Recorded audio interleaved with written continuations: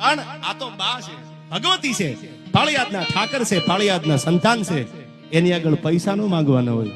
અમારું ખોળિયું ખાલી થઈ જાય ત્યાં સુધી અમારી આબરૂની આ બાંધી મુઠી છે ને એ ઉઘડવા ન દેતો વિહળાનાથ.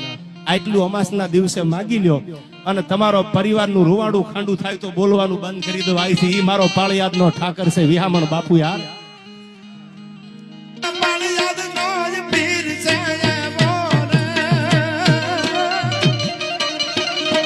ભીખાય બાપની જેવો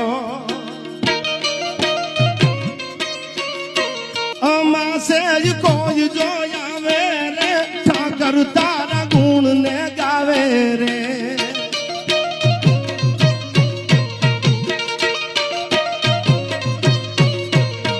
માથા પર હાથ મૂકીને, માથા પર હાથ મૂકીને